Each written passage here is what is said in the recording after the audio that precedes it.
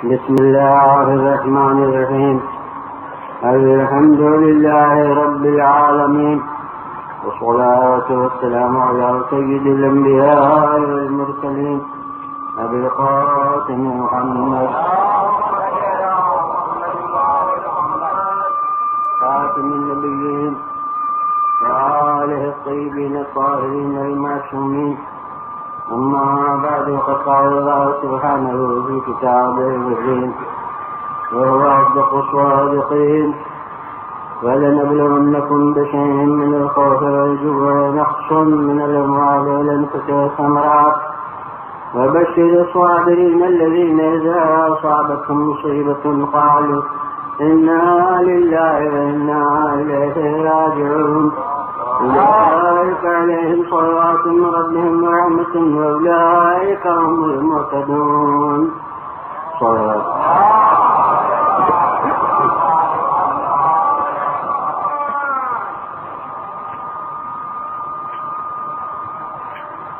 یہی آیت سرنامہ کلام ہے.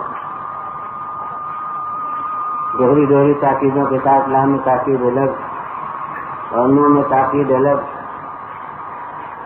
ارشاد ہو رہا ہے کہ ضرور ضرور ہم تمہاری آزمائش کریں گے.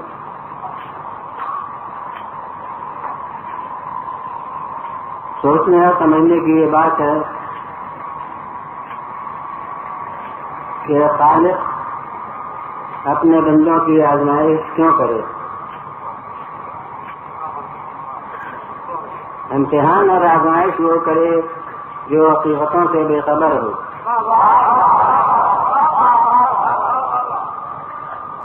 اور جو ہم سے زیادہ ہماری صلاحیتوں سے واقف ہے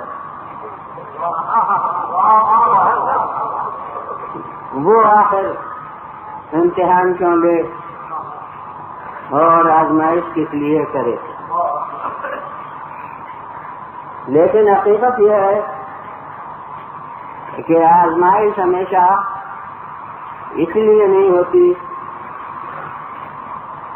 صرف اسی مقصد سے آزمائش نہیں ہوتی کہ آزمائش کرنے والا علم حاصل کرے، بلکہ اس کے علاوہ دو مقصد آزمائش کے اور ہوتے ہیں.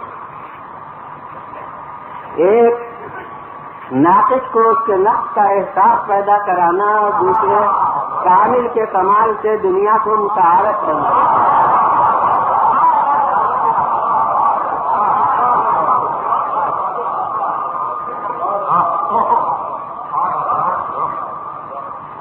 روزمرہ کی زندگی میں اس کی مثال یہ ہے کہ آپ ضرورتاً یا کسی مصلحت سے کچھ سونا لے کر بازار میں جائیے تاکہ اسے فروخت کر لیں. جو اس کاروبار کو انجام دیتا ہے اس نے تو پہلی ہی نگاہ میں سمجھ لیا کہ سونا کیسا ہے. لیکن اگر وہ زبانی کہہ دے تو آپ کیوں مانیں گے؟ لہذا وہ کٹوتی نکالتا ہے. یہ کٹوتی اس نے اپنے علم کے لیے نہیں نکالی ہے،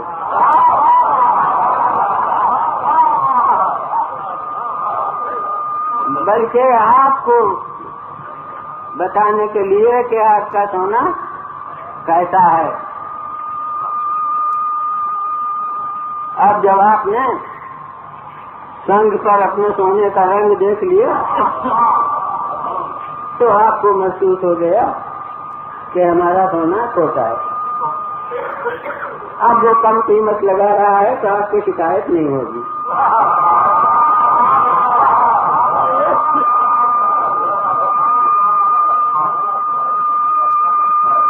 دوسری صورت یہ ہے کہ آپ سونے کی خریداری کے لیے تشریف لے گئے، اسے کہا کہ بھائی خالص سونا دینا. اس نے اپنے یہاں سے جو خالص سونا تھا واقعی وہ نکال کے آپ کے سامنے رکھ دیا. جب آپ نے مشکوک نگاہوں سے اسے دیکھا تو اس نے کسوٹی نکالی. پھر یہ کسوٹی اس نے اپنے علم کے لیے نہیں نکالی ہے. تو اس کا سونا ہے، اسے معلوم ہے کہ کیسا ہے، بلکہ آپ کو دکھانے کے لیے، بتانے کے لیے کہ میرا سونا کیسا ہے، تاکہ اگر وہ اس کی بڑی قیمت مانگے تو آپ کو عذر نہ ہو. بس خالق کا اپنے بندوں کے امتحان سے مقصد انہی دونوں میں سے ایک ہوتا ہے.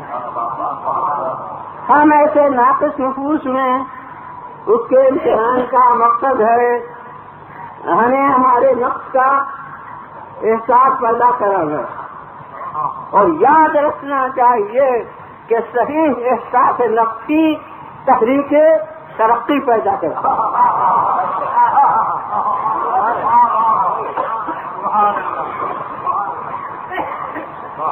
ہمارے یہاں ہمارے لیے امتحان لے گا تو یہ مقصد ہوگا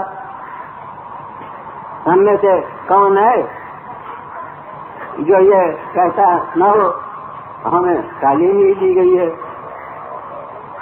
کہ جب کارنامہ کربلا کو یاد کرو تو یہ کہو کہ یا لیتنا کننا معکم فنفوز فوزا عظیما، کاش کے ہم بھی ہوتے اس میدان میں اور وہ عظیم کامیابی حاصل کرتے.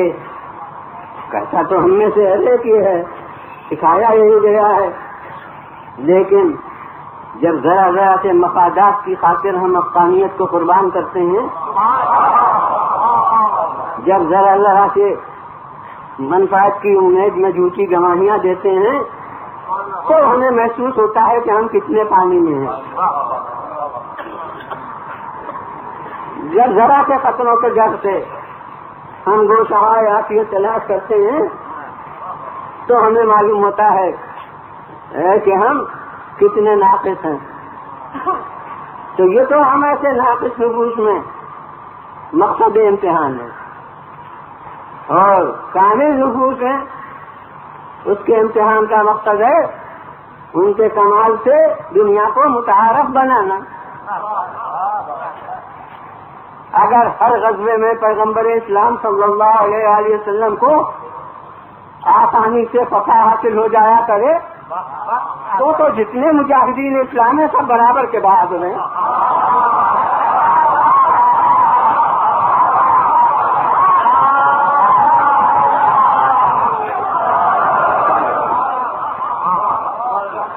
پھر جو حقیقی بہادر ہے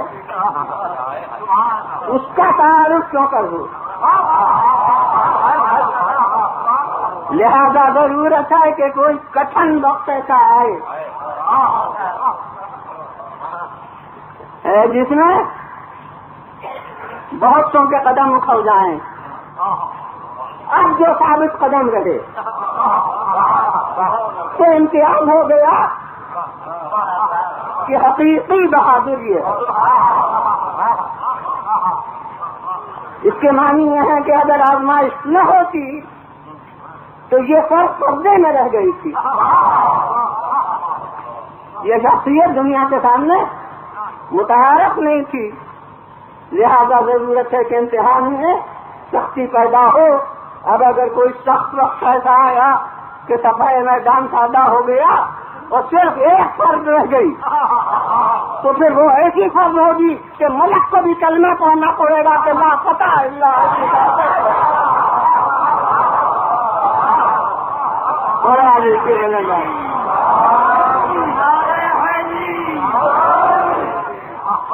پھر وزن آواز سے تھوڑا آگے.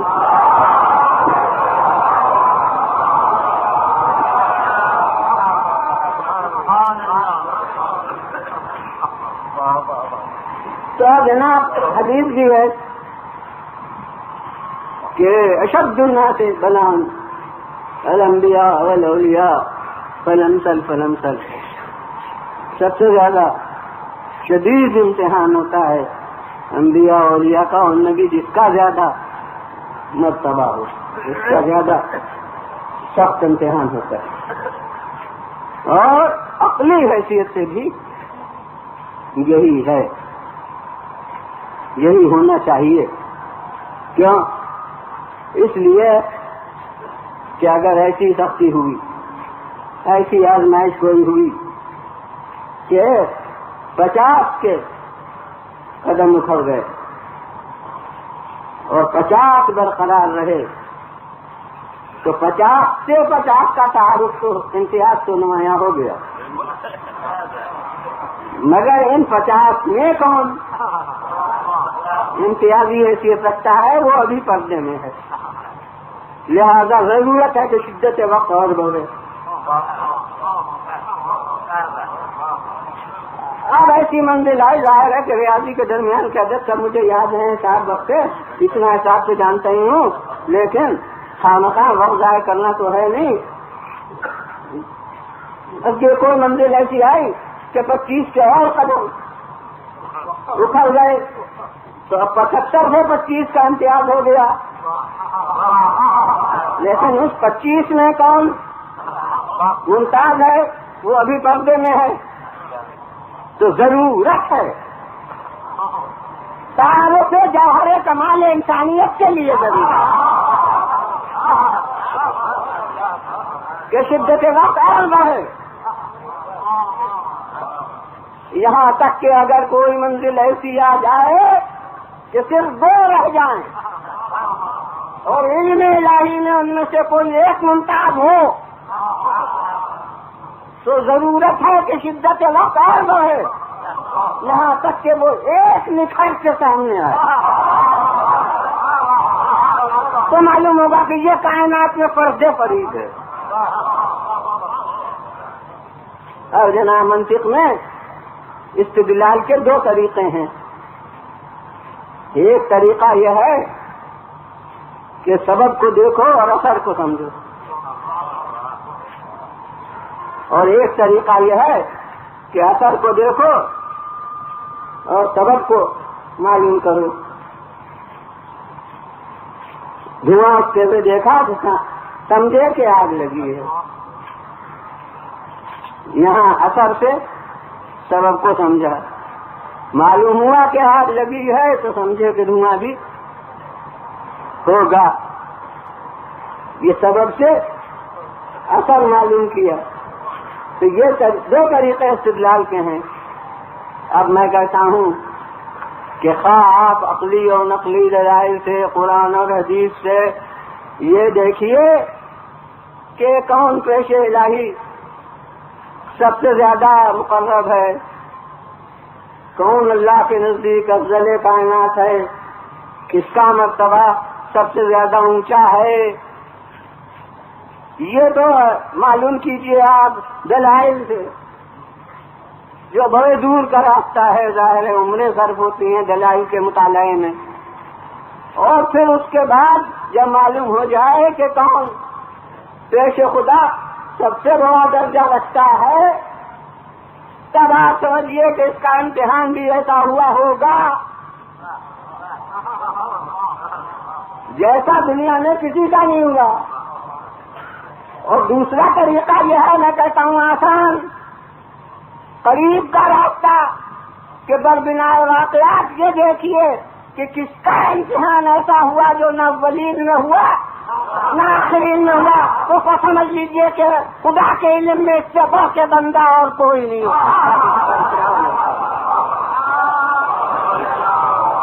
بولا دیجیے والا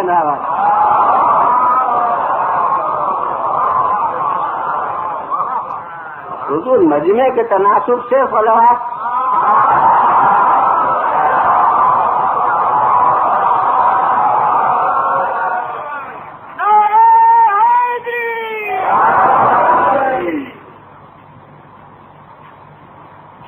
اب کل ہی عرض کر چکا کہ آپ حضرات کا ذوق تو متقاضی ہوتا ہے کہ بہت طولانی بیان ہو، اور آج آتے وقت ممبر پر مجھ سے کہہ دیا گیا کیونکہ آج چھٹی کا دن ہے، لہذا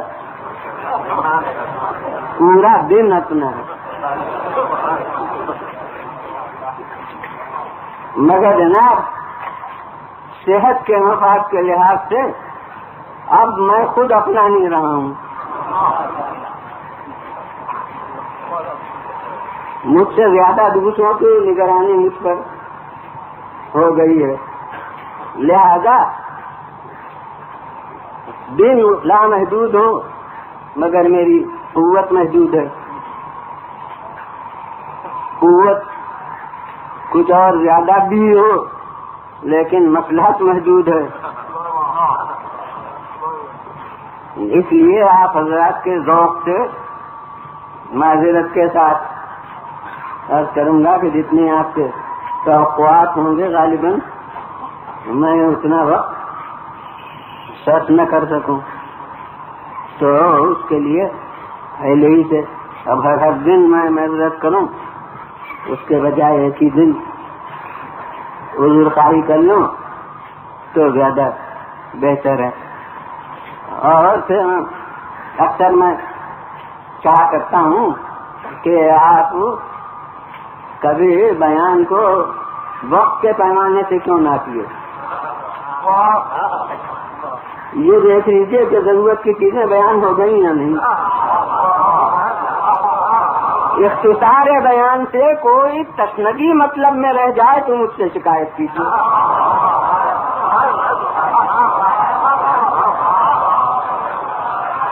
اور پھر یہ کہ ظاہر ہے ایک ہی آیت انشاءاللہ پورے عشرے میں بیان ہوگی، لہذا ایک دن جو بات کم رہے گی وہ دوسرے دن اس کی تکمیل ہو جائے گی. یہ اور بات ہے کہ آپ کو دوسرے دن فرصت نہ ہو تشریف لانے کی، اس کا میں ذمہ دار نہیں ہوں. ورنہ ایک دن میں ظاہر ہے کہ پورے عشرے کا بیان تو نہیں ہو سکتا ہے. تو اب میں عرض کرتا ہوں کہ اولین اور آخرین میں سب سے بڑا امتحان کس کا ہوا؟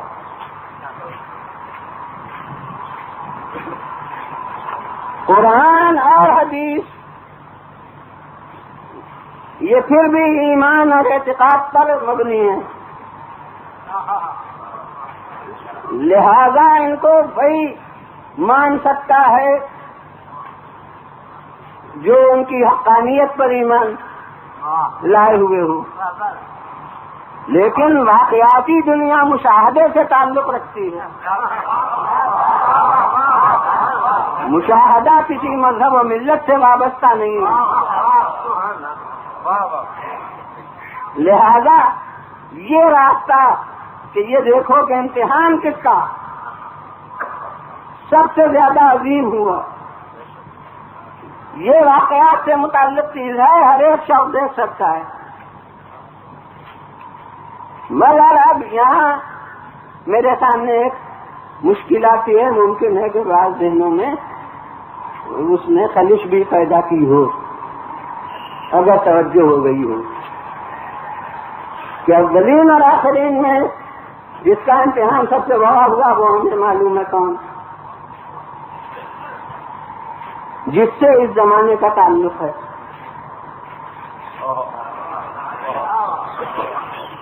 مگر ہم اپنے ایمان کی روشنی میں جس کو افضل کائنات سمجھتے ہیں وہ بہرحال یہ اس کا جز محفوظ نہیں ہے.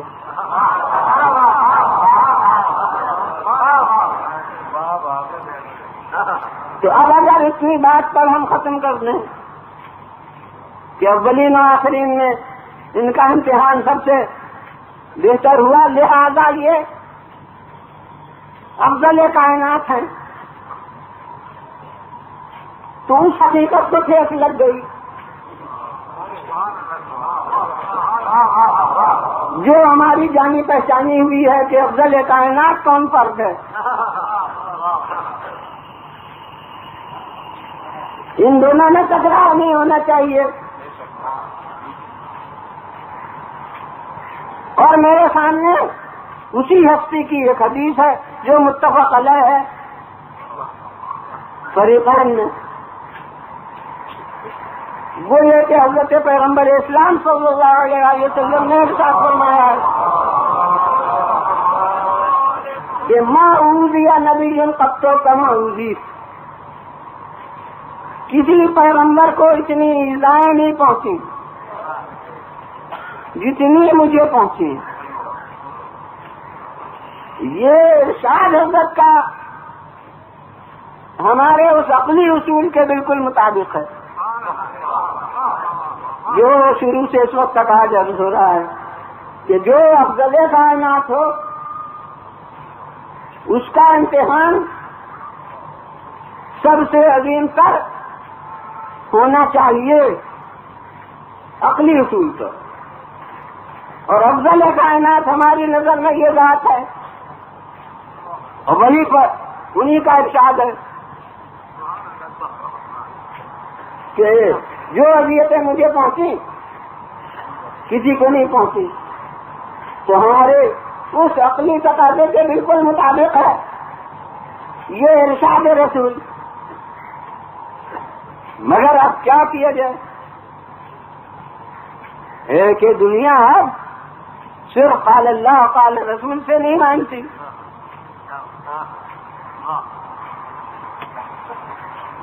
آج کل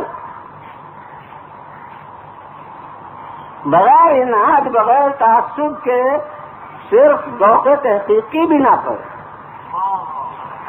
جو بات سننے میں آئے ہر شخص اس کے سمجھنے کی کا کام ہے کہ یہ کیوں کہ تو میں مشترک مسلمانوں کے مجمع میں ہمیشہ عرض کرتا ہوں اور زیادہ تر میرا مجمع مشترک ہی ہوتا ہے کہ ہم تو بحمد اللہ اشہد ان محمد رسول اللہ صلی اللہ علیہ وآلہ وسلم کے کہنے والے ہیں، اس لیے ارشاد رسول ہمارے لیے آمنا و صدقنا کہہ کر تسلیم کرنے کے لیے کافی ہے۔ لیکن آج اگر کوئی غیر مسلم صرف بحثی خاطر نہیں سمجھنے کی خاطر ہم سے یہ سوال کرے، کسی مسلمان سے یہ سوال کرے کہ بربنائے واقعات بتاؤ کہ کسی نبی کو وہ اذیتیں نہیں پہنچی جو تمہارے پیغمبر کو پہنچی، کوئی غیر سوال کرے یا کسی اپنے ہی کے ذہن میں نیک نیتی سے یہ سوال پیدا ہو، کیونکہ کسی حق کے بارے میں ذہن میں خلش پیدا ہونا باعث کفر نہیں ہوتی، حق کے نمایاں ہونے کے بعد انکار کرے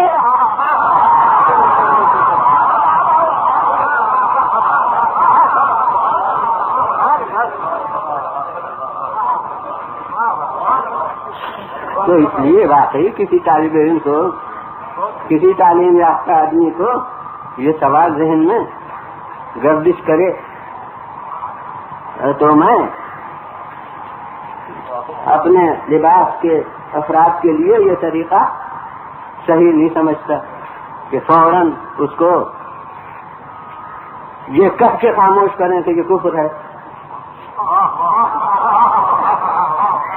ہمارے کفر کہہ دینے سے وہ خاموش تو ہو جائے گا مگر اس کے ذہن کا کافی تو نہیں نکلے گا۔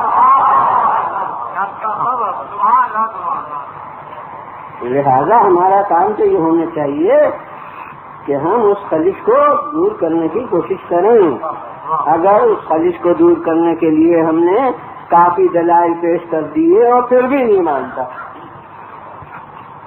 تو ہم اس کے اوپر کوئی فتویٰ صادر کرنے کا حق رکھتے ہیں، ورنہ یوں سے اس کے سوال کرنے پر ہم اس کو ڈانٹ دیں اور اس کو سخت کلامی کے ساتھ خاموش کر دیں تو اس کے معنی یہ ہے کہ جو حق کی طرف اپنے قدم اختیار سے چل رہا تھا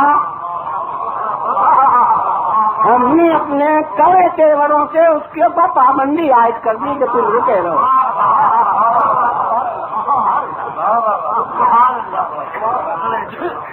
تو میں یہ طریقہ صحیح نہیں سمجھتا. تو اس لیے کوئی اگر سوال کرے یا کسی اپنے کے ذہن میں بھی یہ خلش پیدا ہو کہ ہمارے پیغمبر کی یہ حدیث ہے اور آپ نے یہ ارشاد فرمایا ہے، تو واقعات کی بنا کے اوپر یہ چونکہ صحیح ہے، اور یا میں نے کہا کہ کوئی غیر ہم سے یا کسی مسلمان سے یہ سوال کرے اور پھر وہ ہمارے یہ قرآن و حدیث سے ان واقعات کو بتا بھی دے کہ اس نبی کے لیے یہ ہوا، اس نبی کے لیے یہ ہوا، اس نبی کے لیے یہ ہوا. یحییٰ کا سر قلم ہوا اور زکریا ہارے سے پیر ڈالے گئے، اور انہوں نے کم سے کم اپنے خیال میں تو حضرت عیسیٰ کو صلیب پر چڑھا دیا،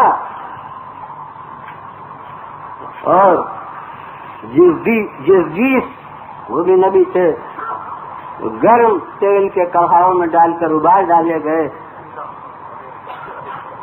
یہ تمام انبیاء اور مرسلین پر باتیں گزری ہیں. تو اب اپنے واقعات سے سمجھاؤ کہ تمہارے رسول پر جو اذیتیں گزری وہ کسی رسول پر نہیں گزری، اور تمہارے یا ہمارے، یعنی اگر وہ مسلمان کہے گا ہمارے اور نہیں ہے تو کہے گا تمہارے. رسول یہ فرما رہے ہیں کہ مجھ پر جیسی اذیتیں گزری ہیں وہ کسی نبی پر نہیں گزری.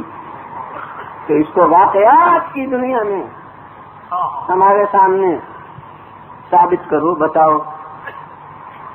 تو میں سمجھتا ہوں کہ کوئی مسلمان چاہے بڑے سے بڑا مقرر ہو، اس کی طاقت بیان جواب دے دے گی، اس کی زبان لڑکھڑانے لگے گی، اس کے روانی بیان میں کمی آ جائے گی اگر وہ حسین کو رسول سے الگ کر دے.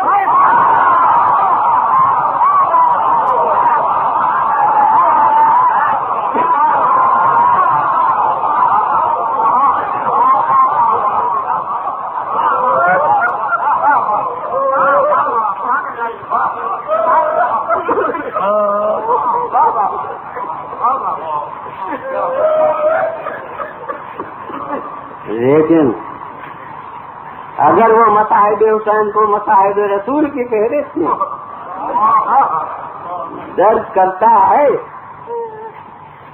اور ابھی ارشاد رسول کو بھی دیکھ لیجیے، آپ نے یہ تو نہیں فرمایا کہ میرے جسم پر زخم اتنے آئے جتنے کسی رسول پر نہیں آئے. آپ نے تو لفظ ایذا ارشاد فرمائی ہے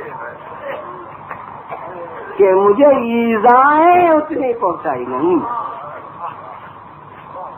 اب یہ ہر صاحب اولاد اندازہ کر لے کہ اولاد کو جو زخم لگے تو زخم تو اولاد کے لگا ہے، لیکن ایذا باپ کو ہوئی یا نہیں.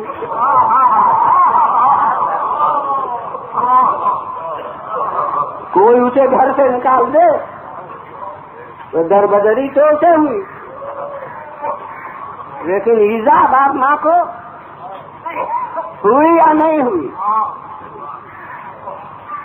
جو مصائب ہوں ظاہری طور سے وارث تو اس پر ہے، مگر ایذا کا تعلق جو ہے وہ تو اس بزرگ سے ہے.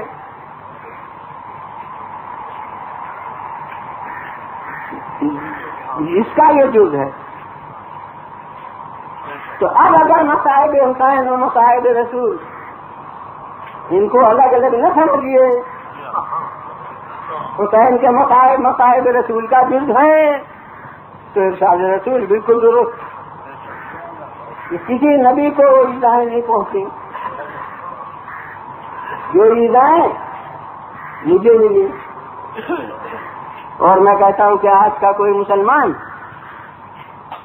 اگر حیرت سے یہ کہے کہ نہیں صاحب وہ سن 61 میں ہوئی وہ سب وارداتیں، تو رسول کو اس سے کیا ایزا پہنچی اور اس کا رسول سے کیا تعلق ہے؟ تو میں کہتا ہوں پھر وہ سر شہادتین جو جناب شاہ عبدالعزیز دہلوی کی ہے اس کو پڑھ لے. یہ شاہ عبدالعزیز دہلوی وہ بزرگوار ہیں جن کا مشائخ تصوف میں بھی شمار ہے، اور اہل حدیث بھی ان کو عزت کی نظر سے دیکھتے ہیں، اور علماء حنفیہ بھی ان کی شخصیت کی بزرگی سے قائل ہیں. ان کے والد بزرگوار شاہ ولی اللہ بھی جن کا شمار مجددین مذہب میں ہے اکثریت کے نقطۂ نظر سے، اور یہ جناب شاہ عبدالعزیز دہلوی بھی جن کا ایک طبقے کے لیے تعارف ہے ان الفاظ میں کہ صاحب تحفہ اثنا عشریہ.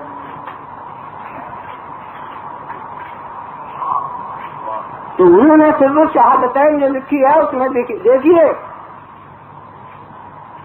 کہ پورے کتاب کی بنیاد ہے اس پر کہ حسین جو رسول ہے.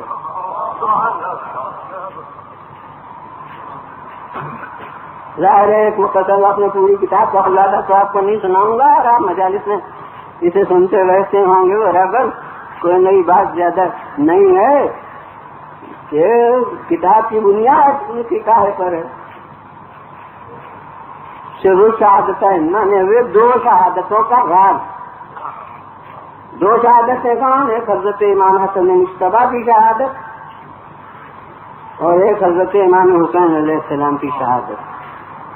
رسول کے دونوں نواسوں کی شہادت کا راز یہ معنی ہے کتاب کے نام سے شروع شہادتیں. تو پوری کتاب کا خلاصہ کیا ہے؟ تمام تحریر کا محور کیا ہے؟ یہ ہے کہ وہ فرماتے ہیں کہ جتنے فضائل تمام پیغمبروں کو ملے ان تمام فضائل کے مثل یا اس سے بالا تر ہمارے پیغمبر کو بھی فضیلت حاصل ہوئی. کوئی فضیلت ایسی نہیں جو کسی پہلے پیغمبر کو ملی ہو اور وہ یا اس سے بہتر ہمارے رسول کو نہ ملی ہو، مگر ایک صفت شہادت کہ یہ شہادت گزشتہ انبیاء کو بہت کو ملی تھی. اب انہوں نے ظاہر پوری کتاب وہ ہے تو اجمالاً بیان کیا ہے انبیاء کی شہادتوں کا حال، وہی جن کو مجملاً میں نے کیا زکریا رہتے کیے گئے اور یحییٰ کا سر قلم ہوا. تو شہادت گزشتہ انبیاء میں سے بہت سو کو ملی ہے، لیکن ہمارے رسول آپ نے اس کی توجہ کی ہے کہ آواز اسلام میں اگر کسی دشمن کا وار حضرت پر چلتا اور آپ شہید ہوتے عثمانی سے تو ترقی اسلام میں رکاوٹ پیدا ہو جاتی اور امت کے افراد دہشت میں مبتلا ہو جاتے کہ ہمارے رسول کو قتل کر دیا، شہید کر دیا. میں کہتا ہوں مجملن کر دیا ہوتا کہ حکمت الہی متقاضی نہ تھی. بہرحال فکر حرکت بقدر ہمت انہوں نے اس کی توجہ یہ کی کہ وہ ترقی اسلامی رک جاتی، لہذا خالق کو منظور یہ ہوا کہ براہ راست تو پیغمبر پر کسی دشمن کا وار کارگر نہ ہو، مگر یہ صفت شہادت پیغمبر کے فضائل میں رہ بھی نہ جائے، تاکہ دوسرے انبیاء کی بنسبت ان کے مرتبے میں کوئی کمی نہ ہو۔ اس کے لیے خالق نے اپنے پیغمبر کو 2 فرزند عنایت فرمائے، 2 نواسے عطا کیے، ایک حسن دوسرے حسین، اور اب پھر انہوں نے اہتمام کیا ہے ان کی خصوصیت کے ظاہر کرنے کے لیے کہ خالق کو تو انہیں تتمہ بنانا تھا پیغمبر کے فضائل کا، لہذا ہر نواسا اپنے باپ کا بیٹا کہلاتا ہے، مگر ان نواسوں کے لیے اہتمام قدرت یہ تھا کہ یہ رسول کے بیٹے کہلائیں۔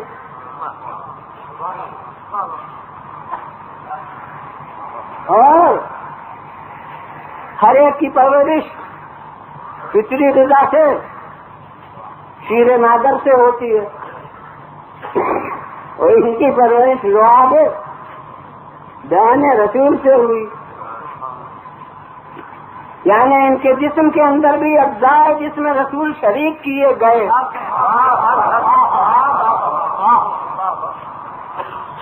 اس کو انہوں نے پورے تفصیل کے ساتھ لکھا ہے، اور اس کی وجہ سے خالق کو منظور یہ تھا کہ ان دونوں نواسوں کے ذریعے سے یہ شہادت اور فضائل رسول میں درج ہو جائے۔ اور شہادت کی 2 قسمیں ہیں، ایک شہادت خفی اور ایک شہادت جلی۔ شہادت خفی وہ ہے جو ظاہر سے ہوتی ہے، اب یہ تتمہ میری طرف ہے جس میں قاتل روپوش ہو جاتا ہے،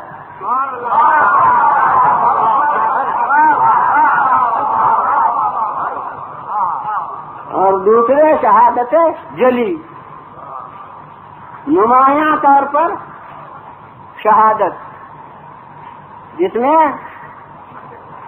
قاتل بے نقاب ہو کے سامنے آ جاتا ہے آفتاب نیم روز کی روشنی میں، اس کا چہرہ نمایاں ہوتا ہے، قتل کی صورتیں آنکھوں کے سامنے آتی ہیں۔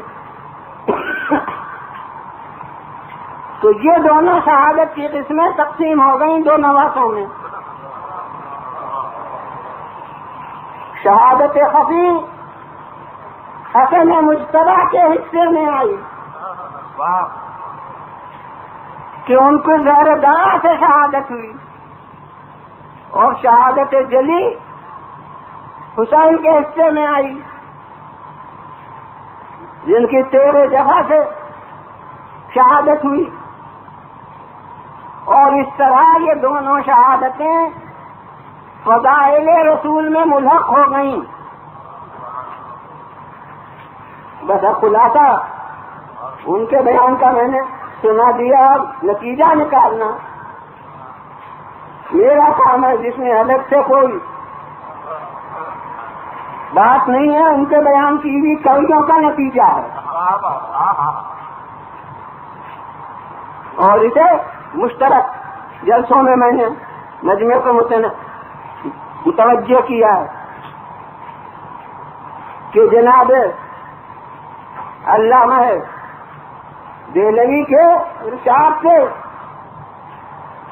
براہ راست جو نکلا وہ یہ کہ شہادت حسن شہادت رسول ہے، اور شہادت حسین بھی شہادت رسول ہے۔ یہ تو صریحاً ان کے الفاظ سے نمایاں۔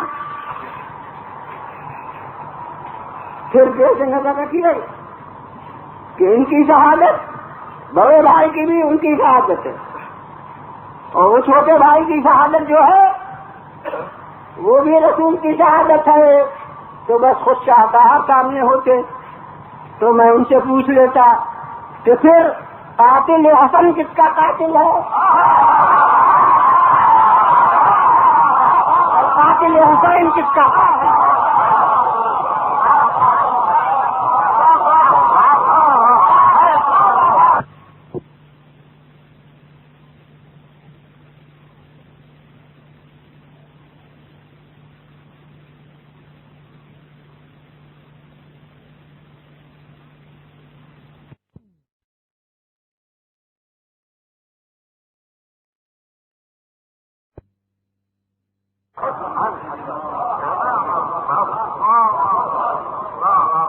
اب اسے الگ سے طے کرتے رہیے گا کہ قاتل حسین مجتبیٰ کون ہے.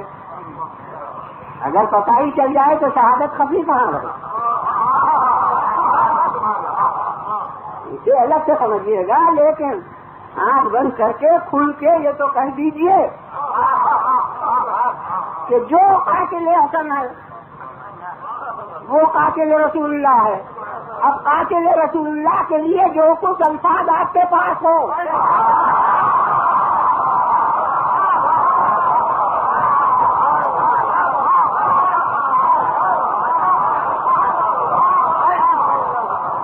وہ قاتل حسن کے لیے آپ کے پاس ہونا چاہیے. اور اسی طرح قاتل حسین کو مان لیجئے بلا تکلف کہ وہ قاتل رسول ہے. اور اب وہی بات کہ جو الفاظ قاتل رسول کے لیے آپ تجویز فرما سکتے ہوں اپنے معیار تہذیب کے مطابق.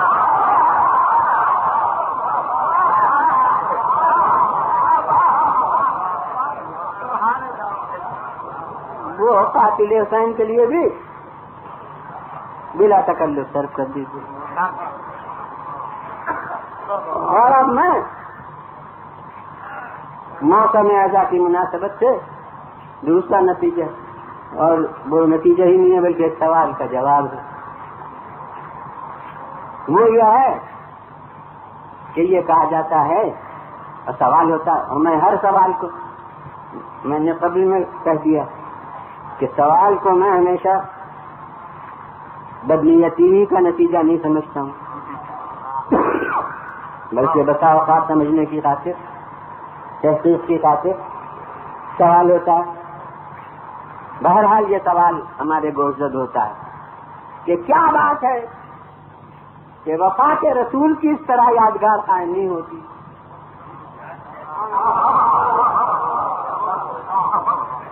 اس طرح عشرے نہیں ہوتے، اس طرح سالانہ اس کی یاد نہیں ہوتی. ہوتی ہے، مجلسیں ہو جاتی ہیں، مگر اس طرح وفات رسول کی یاد نہیں ہوتی جس طرح شہادت حسین کی یاد محرم میں کی جاتی ہے. وفات رسول کی تاریخ کے لیے، بیان کے لیے تو مجھے آپ وہاں سے نہ بلاتے، لیکن محرم کے مجالس کے لیے آپ مجھے وہاں سے بلا رہے ہیں. اور لوگ آج کل 7 سمندر پار بلاتے ہیں لوگوں کو. تو یہ شہادت امام حسین علیہ السلام نے کیا؟ میں کہتا ہوں یہ سوال اس وقت تک ہے جب تک کہو وفات رسول اور شہادت حسین، اس وقت تک یہ سوال ہے. اور جناب شاہ عبد العزیز دہلوی کے ارشاد کی روشنی میں میں کہتا ہوں کہ سال میں 2 تاریخیں ہیں، 2 زمانے ہیں، ایک تاریخ وفات رسول، ایک تاریخ شہادت رسول. آپ بتائیے کہ وفات کی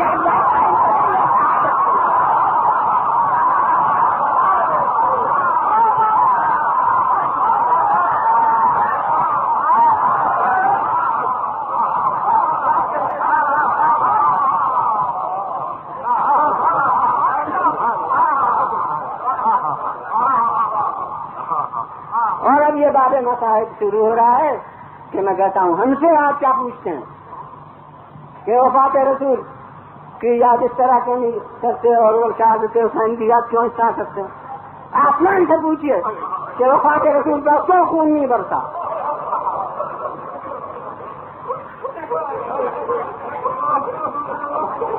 اور شہادت حسین پر کیا خون کی بارش ہوئی.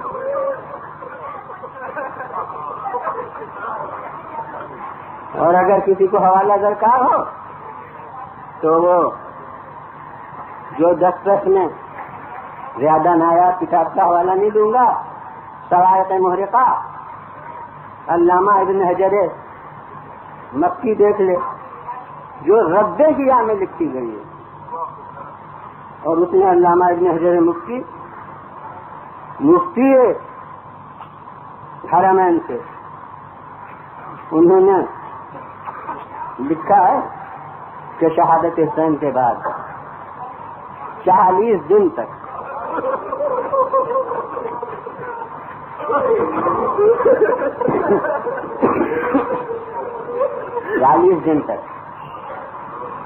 اب آپ اندازہ فرمائیے، اس کے معنی ہے کہ اشرعی کی تاریخیں ادھر سے مقرر نہیں ہوئی ہیں، بلکہ چہلم کی تاریخ بھی ادھر سے مقرر ہے۔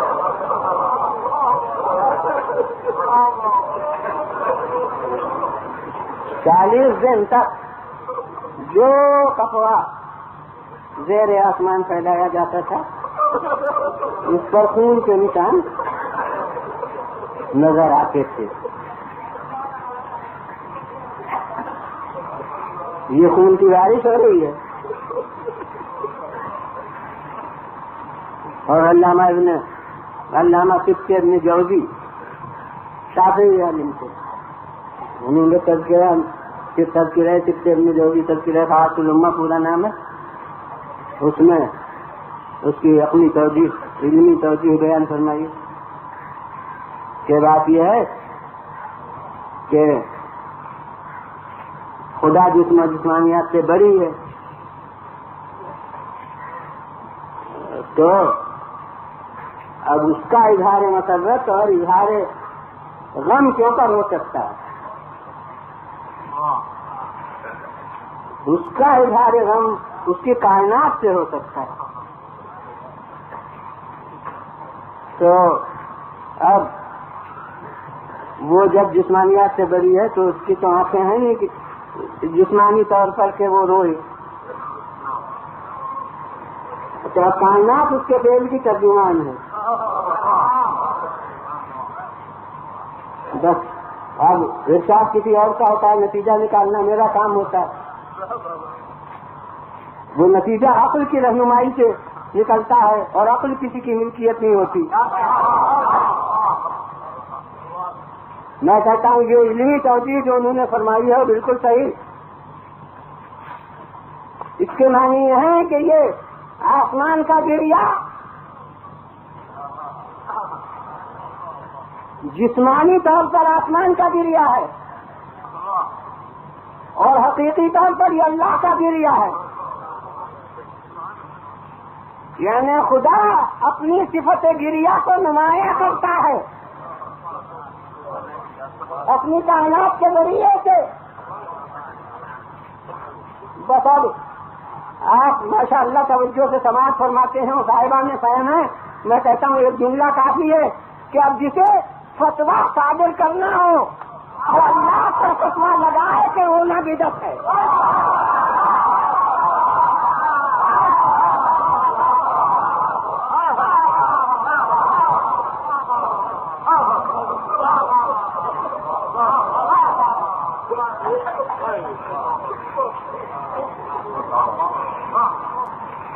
یہ آسمان گریا کر رہا ہے، زمین کے اوپر سے جو پتھر ہٹایا جاتا ہے، اندر سے خون تازہ ابلتے ہوئے نظر آتا ہے۔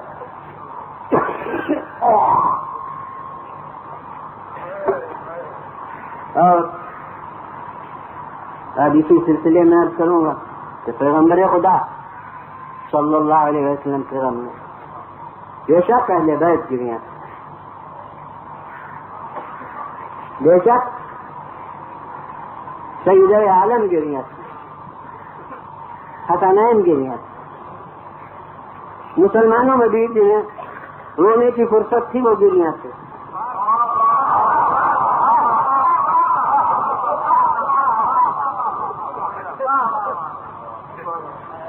لیکن حسین کے غم میں تو خود رسول گریاں ہیں،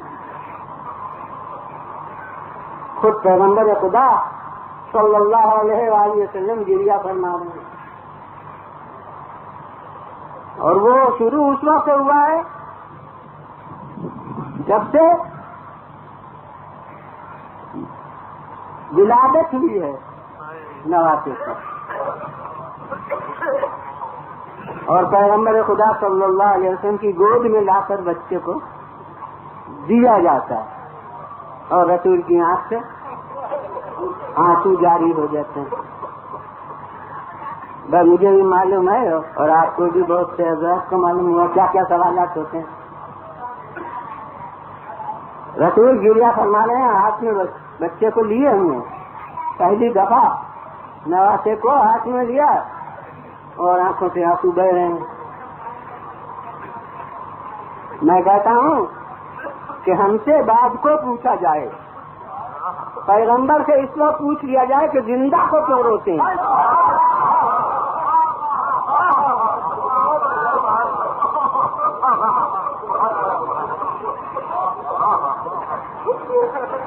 غیر شہدا کی زندگی تو عالم معنی کی زندگی ہے. حسین تو اس وقت جیتی جاتی شکل میں سانس لیتی ہوئی زندگی کے ساتھ پیغمبر خدا صلی اللہ علیہ وسلم کی گود میں ہیں. تو اب رسول گریا فرما رہے ہیں تو زندگی کو دے رہے ہیں. تو اب تو دنیا سمجھے کہ موت پر گریا نہیں ہوتا ہے، مصائب پر گریا ہوتا ہے.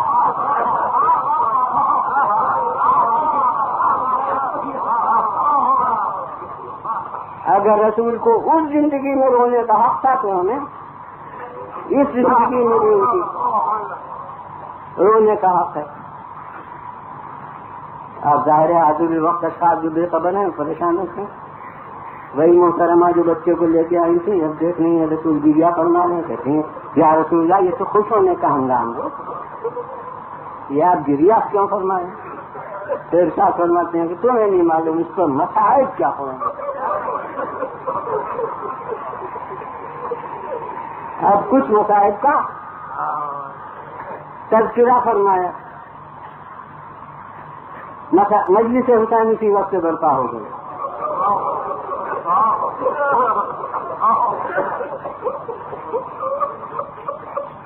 اور اس کے بعد وقتاً فوقتاً متفق علیہ حدیث پیغمبر خدا صلی اللہ علیہ وسلم جناب ام سلمہ کے مکان میں حجرے کے اندر تشریف لے جاتے ہیں. فرماتے ہیں ام سلمہ وحی نازل ہونے والی ہے، میں حجرے کے اندر جانے جا رہا ہوں، کوئی میرے پاس آئے نہیں. دروازہ بھیج دیا جاتا ہے. تھوڑی دیر میں حسین آتے ہیں،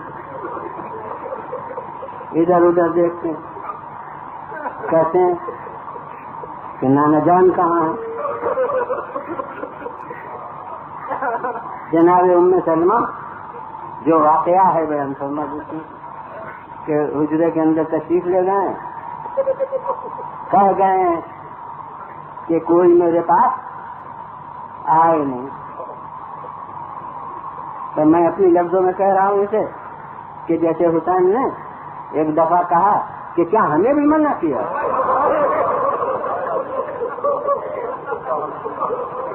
اس کو ایسے ہی کہا تھا جو رسول نے آواز سنی اور ایسا فرمایا میرے حسین کو آنے دو.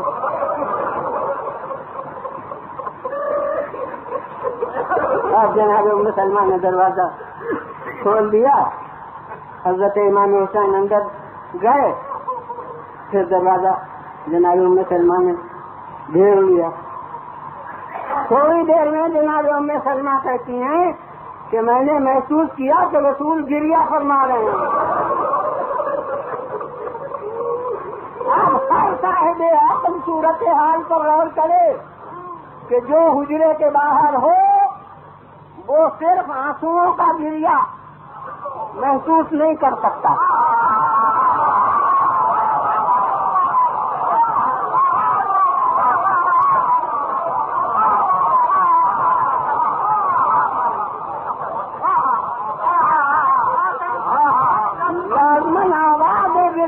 بنتی جو جناب ام سلمہ نے سنی اور اب تاب نہ ہوئی، دروازے پر آئیں اور کہا یا رسول اللہ کیا حاضر ہوں؟ فرمایا ہاں اب آ سکتی ہو۔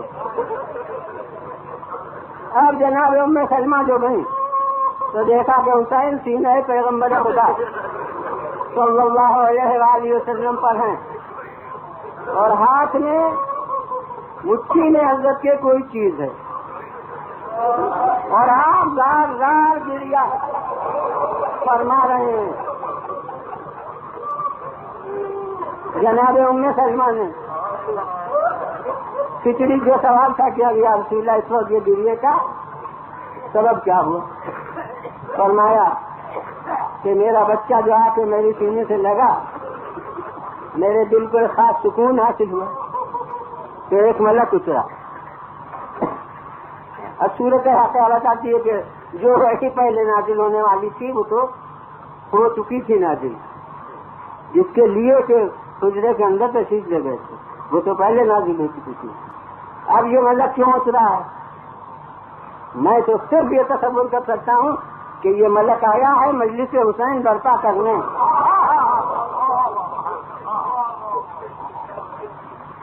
فرماتے ہیں ملک آیا اور اس نے بعد سلام مجھ سے کہا کہ آپ اس بچے کو چاہتے ہیں؟ میں کہتا ہوں کہ یہ کیا ملک دریافت کر رہا ہے، اسے نہیں معلوم ہے؟ تو نہیں ہر صاحب عقل سمجھ سکتا کہ یہ سوال جو ہے یہ سوال استفہام نہیں ہے، معلوم کرنے کے لیے نہیں ہے، یہ تمہید بیان مجلس ہے، ربط مسائل کے لیے ہے۔ آپ اس بچے سے محبت کرتے ہیں، رسول فرماتے ہیں اللہ گواہ ہے کہ کتنا چاہتا ہوں۔ ہر منزل پر میں ترجمے کے ساتھ صاحبان عقل کو توجہ دلایا کرتا ہوں۔ میں کہتا ہوں یہ نانا اپنے نواسے کو چاہتا ہے، اس میں کیا خاص بات ہے جو اللہ کو گواتے ہیں؟ فرماتے ہیں اللہ گواہ ہے کہ میں کتنا چاہتا ہوں۔ اس کے معنی ہے کہ نواسے کی محبت نہیں ہے، کوئی فریضہ الہی ہے۔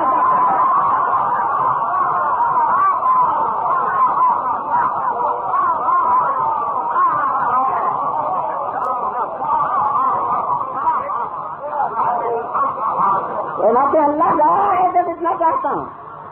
بس تمہید مجلس ختم، اب رب سے مسائل کہ ملک کہتا ہے کہ تمہیں دیکھیے یہی وہ فرزند ہے، یاد کر لیجیے، جو آپ کے دین کی خاطر راہ خدا میں شہید ہوگا۔ اور اب کچھ تفصیل کے ساتھ اس نے مصائب کا تذکرہ کیا۔ میں کہتا ہوں حقیقت مجلس نہیں بدلتی، جیسے نماز جماعت ایک معموم ہو اور امام ہو تو بھی جماعت ہے، اور 1,00,000 معموم ہو اور امام ہو تو بھی جماعت۔ اسی طرح حقیقت مجلس سامعین کی تعداد سے نہیں بدلتی۔ اب جس وقت ملک آیا ہے اس وقت ملک ذاکر اور رسول سامع سننے والے، اور اب رسول جب بیان فرما رہے ہیں تو رسول ذاکر اور جناب ام سلمہ اور خود حسین یہ سامعین۔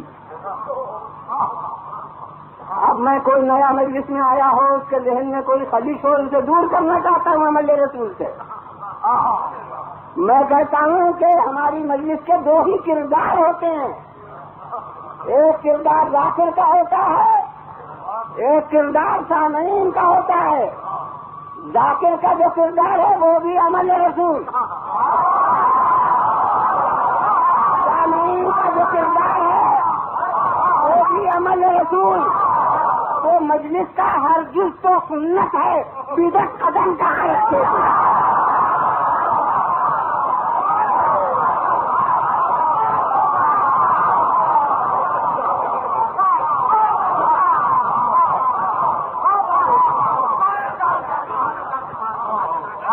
اور اب ملک سوال کرتا ہے کہ یا رسول اللہ کیا آپ وہ زمین دیکھنا چاہتے ہیں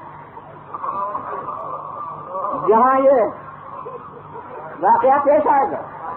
دیکھیے اب زیارت کربلا کی سنت قائم ہو رہی ہے.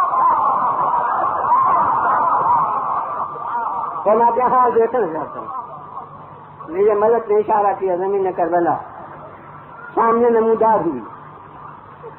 اب اس نے تفصیل سے بتایا دیکھیے وہ جگہ ہے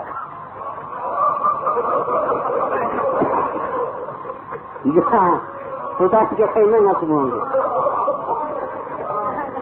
اب جو تفصیل بتائی ہو وہ جگہ ہے جہاں عباس کے سامنے قلم ہوں گے، وہ جگہ ہے جہاں علی اکبر کے سینے میں اچھی لگے گی، وہ جگہ نشید کی ہے جہاں آپ کا بچہ شہید کیا جائے گا.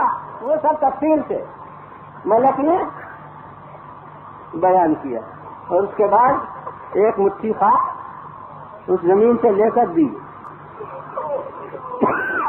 اور وہ وہی مٹھی میں رسول کے پیے بچھوا اور کہا یہ خاک جب خون ہو جائے تو سمجھنا چاہیے کہ آپ کا فرزند شہید ہو گیا. وہ خاک پیغمبر نے جناب ام سلمہ کے سپرد فرمائی اور ارشاد کیا کہ ام سلمہ اس خاک کو حفاظت سے رکھو. ہاں مجھے معلوم ہے کہ کیا کیا مسائل مسلمانوں میں محلے بیٹھ رہتے ہیں بلا وجہ، اس لیے جو نقطۂ نظر صحیح ہے وہ میں عرض کرتا ہوں کہ اللہ کے دیے ہوئے علم سے رسول کو خبر تھی کہ یہ زندہ رہیں گی.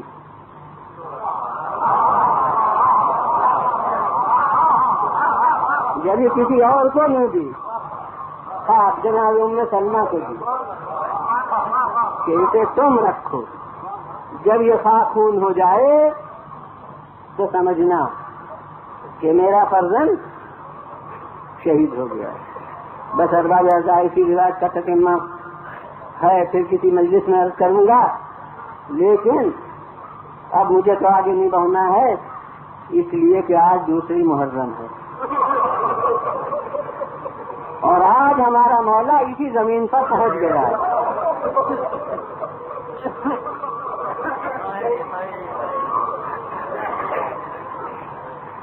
اور تاریخی سبب بھی پیدا ہوا جسے تاریخ میں لکھا کہ جب وہ حور کا رسالہ آ گیا ہے اور تجربہ ہوا، وہ تو ظاہر ہے وقت تنگ ہے، میں نے تو سفر بیان کیا، جو درمیان کی منزلوں کا بیان ہی نہیں کیا، تو وہ حور تجربہ ہوا. تو اب امام نے فرمایا کہ پھر میں جہاں سے آیا ہوں مدینے میں چلا جاؤں گا. میرا نہیں، اب مجھے تو حکم ہے کہ میں کوفے لے چلوں ابن زیاد کے پاس. اور امام نے فرمایا یہ نہیں ہو سکتا. اس نے کہا وہ نہیں ہو سکتا. وہ ادھر کے رسالے کا افسر تھا، اس کے وہ تیور تھے جو فوجی افسر کے ہوتے ہیں، اور امام اپنے نہیب امامت سے فرما رہے تھے کہ تم جو کہتے ہو موت اس کے زیادہ قریب ہے تم سے، یعنی تم مجھے نہیں لے جا سکتے، ہم زندگی تمہاری چلی جا سکتی ہے. الموت ادنیٰ الیک من ذلک. آخر میں اس نے ہتھیار ڈالے اور اس نے کہا کہ دیکھیے اب آپ مدینے جانا چاہتے ہیں، وہ میں اگر جانے دوں تو جرم ہوگا میرے لیے، وہاں سے مجھ پر حساب ہوگا، اور میں مکوفے لے جانا چاہتا ہوں جس کو میں معمور ہوں، اس کے لیے آپ کسی طرح تیار نہیں ہیں، اور جنگ پر میں معمور نہیں ہوں، آپ سے لڑنا منظور نہیں ہے. تو اب درمیانی ایک بات اختیار کر لیجئے کہ نہ اس راستے پر جائیے جو مدینے کا ہو، نہ اس راستے پر جائیے جو کوفے کا ہو، بلکہ ایک درمیانی راستہ بیچ کا اختیار کر لیجئے تاکہ میں اتنے عرصے میں حاکم کو اطلاع دوں کہ صاحب وہ آنے کے لیے کسی طرح تیار نہیں ہیں اب یہاں، اور آپ جو چاہے کیجیے. چاہیے تو آپ یزید کو لکھیے یا جو چاہے کیجیے. تو یہ درمیانی منزل چھوڑ کے کرنے سے حضرت امام حسین السلام نے اختیار فرمائی. اور میں کہتا ہوں کہ پھر وہی لفظ کہہ دوں کسی کو غلط فہمی نہ ہو کہ اللہ کے دیے ہوئے علم سے حسین جانتے تھے کہ اس کے فطرت میں کون روح پوشیدہ ہے. لہذا آپ نے اس حد تک اس کے ساتھ رواداری برتی کہ اب یہ جو تیسری شق اس نے پیش کی ہے تو اچھا بھائی اس پر عمل کر لو. تو وہ درمیانی راستے پر جا رہے تھے جو نہ ادھر جائے. یہ منزل یہ راستہ پہنچا کربلا تک. یہ تو تاریخی سبب ہوا ظاہری. اور اس کے بعد روایتوں میں یہ ہے کہ اس منزل پر پہنچ کے گھوڑا بھی حسین کا رک گیا. اور وہ واقع سے تاریخ اسلامی کے لیے کوئی نئی بات نہیں.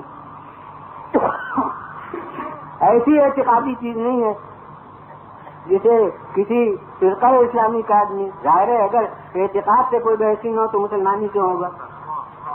تو اعتقادیات سے تو مخر ہے نہیں.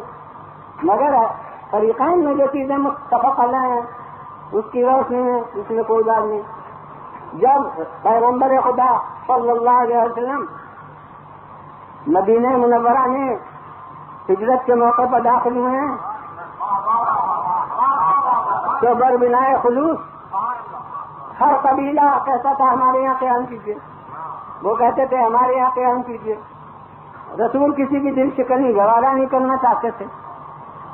تو پیغمبر نے ارشاد فرما دیا کہ دعوا فإنها مأمورا, وہ میرے اس ناقے کو چھوڑ دو, اس کو ادھر سے ہدایت ہے. جہاں یہ رک جائے گا وہاں میں اتر پڑوں گا. تو میں تو کہتا ہوں کہ وہ بھی حیوان تھا, یہ بھی حیوان ہے. وہ ناقہ تھا, یہ فرش ہے. اگر ناقہ رسول معمور ہو سکتا ہے ادھر سے تو فرش حسین کیوں معمور نہیں ہوتا؟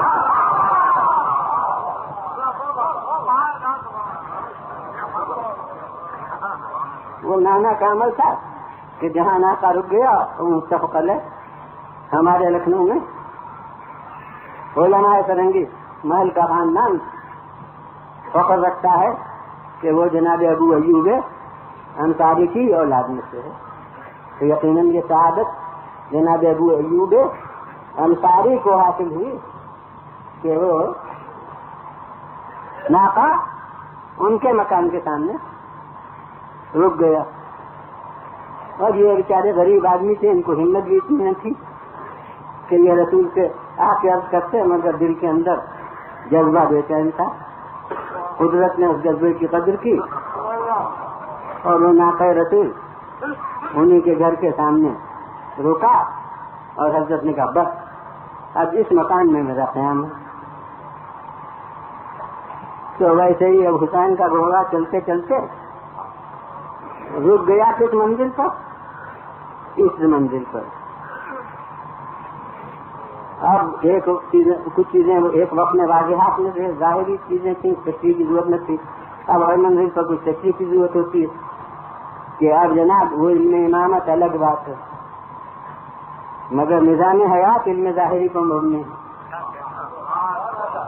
اس لیے اب وہ گھوڑا جو رکا تو اب آپ نے حاضر وقت اصحاب سے جو گرد و پیش تھے, دریا سمایا کی زمین کا کیا نام ہے؟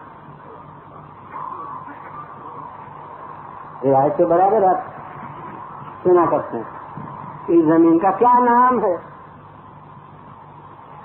اب کسی نے کہا نینوا. جیسے حسین کے ذوق طلب کی تسلی نہیں ہوئی, ورنہ نینوا کہیں کے خاموش ہو جاتے. اچھا بھی نینوا ہے.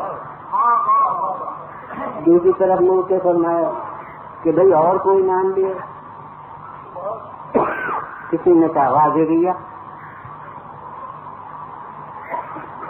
پھر حضرت اکتفا نہیں فرمائی, پھر پوچھا کہ بھائی اور کوئی نام؟ ان کا شب فرات اب بھی نہیں. یعنی جیسے کربلائی کا نہیں بلکہ نام کربلا کا بھی شوق ہے سننے کا. آج کسی ایک طرف سے آواز آ گئی کہ اس کا نام ہے کربلا. بھائی یہ سننا تھا کہ مولا گھوڑے سے اتر پڑے اور یہ جملے ارشاد فرمائے کہ انزلوا اتر پڑو ہاں ہونا واللہ مناخ رکابنا ومحط رحالنا وسب کو دماغنا وحد کو حریمنا. میں نے سنا یہ پوری مجلس ہے جو مولا نے خود اپنی پڑھ دی. فرماتے ہیں اتر پڑو بخدا یہاں ہمارے ساز و سامان اتر کے رکھا جائے گا. بار سفر یہاں اتارا جائے گا. سواریاں ہماری یہاں بٹھائی جائیں گی. قیام ہمارا یہاں ہوگا اور یہاں ہمارے خون بہائے گا. بس ارباب اعزاز وہ روایتی صورت سے اس کو مسائل نہ سمجھا جائے مگر میں کافی دیر سے مسائل بھی بیان کر رہا ہوں. بس اب اس جملے سے آگے نہیں بڑھوں گا کہ اہل حضرات یہ متن ہے حسین کا کہ ہمارے خون بہائے جائیں گے. اب کربلا کے دن اس متن کی شرح ہمارے سامنے آئے گی. بس چند جملے کافی ہیں. میں کبھی کوشش نہیں کرتا ہوں کہ زبردستی آپ کو گریے پر آمادہ کروں. وہ تو تقاضا غم جتنا ہو اتنا آپ خود ہی گریہ فرمائیں گے. جس حد تک کے وقت کا تقاضا ہوگا میں کرتا ہوں ذرا غور کیجیے. یہ مجمل الفاظ کے ہمارے خون بہیں گے. اب تفصیل اس کی کیا مختصر وقت میں ہو سکتی ہے کہ کون کون خون بہا.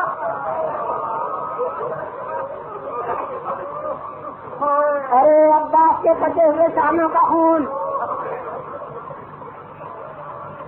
علی اکبر کے سینہ تابہ کا خون, اور مولا کے پیشانی کا خون, گلے کا خون, سینے کا خون. بس چند جملے آپ کے لیے دفتر مصیبت بننے کے لیے کافی ہیں کہ سب خون اس زمین پر بہے, مگر ایک خون ایسا تھا کہ مولا نے کہا کہ وہ اس زمین پر بہنے نہ پائے. وہ کون تھا؟ وہ معصوم مجاہد کا خون تھا. ماشاء اللہ. بس آپ مخاطب ہوئیے کافی ہے میرے لیے بھی آپ کے لیے بھی. وہ معصوم مجاہد کا خون تھا جو کہنے کو اصغر ہے لیکن کربلا کا فاتح اکبر ہے. اور یوں تو مستقل حال عرض ہوگا مگر ایک جملہ پھر کہہ دوں کہ کربلا کی منزل تک 10 محرم کے دن تک ہمیں معلوم تھا کہ کون اکبر ہے کون اصغر ہے, لیکن کربلا کے بعد قیامت تک اب ہم نہیں کہہ سکتے کون اکبر کون اصغر. اب تو دونوں کی یکساں عمر ہے. جو اکبر کی عمر ہے وہ اکبر کی عمر ہے. بس اس مجاہد کا خون بہنے نہیں دیا. اب ایک روایت تو ہے کہ آسمان پر پھینکا اور کوئی ایک قطرہ نہیں, پھر واپس ہوا. اور ایک معتبر روایت یہ ہے کہ اس خون کو مولا نے اپنے چہرے پر مل لیا اور کہا ہاں کدا القا جدی رسول اللہ. بھائیوں میں اپنے نانا رسول اللہ سے ملاقات.